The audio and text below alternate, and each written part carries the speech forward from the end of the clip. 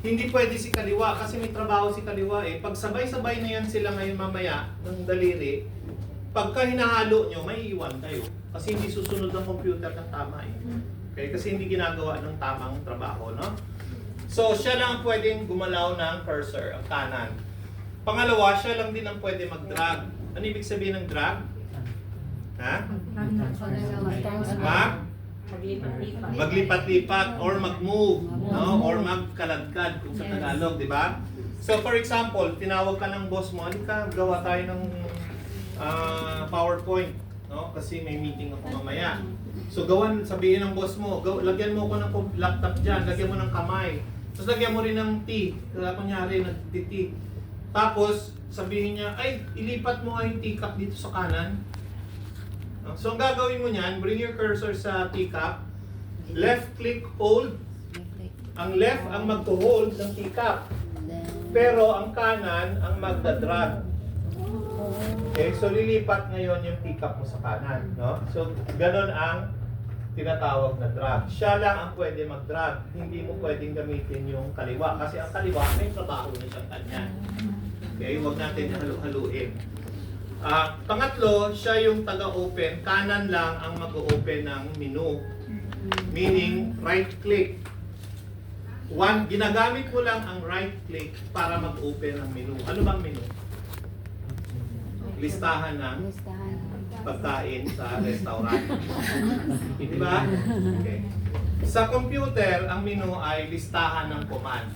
Meaning, ang computer is a machine. Ang machine hindi gagana kung walang utos.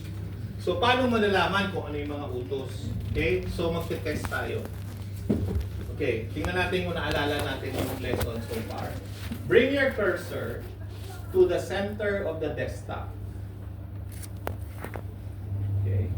Bring your cursor to the center of the desktop. Center na? Yes. Okay, ito ang next na yun. Step 2. Right click. So isip, bago mag-execute. Anong nangyari? Ang lumabas ang menu. Complete to in place. View, sort May by, lumabas na triangle. Okay? May lumabas. 1414. Diba? Tulungan mo sis. Oh, may rules tayo sa pagtuturo ha. Ang pag nagtuturo tayo, hindi natin pwedeng dut-dutin yung computer ng tinuturuan natin. Tuturuan siya, pindutin mo yan, no? Yan. Pindutin mo to, ito pindutin mo. Ganon, ha? Hindi tayo pwedeng tayong gagalaw para siya, maalala niya pag siyang gumalaw. Sino yung magkakaibigan dito? Meron? Kaibigan, okay. Tapos, ang pangalawang rule, tuturuan lang natin, hindi natin naawayin. Okay?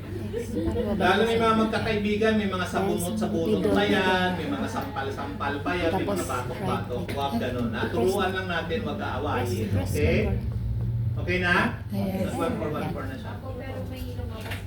May lumabas na ano? Napusa. Ha? Ang hilig nyo sa may lumabas.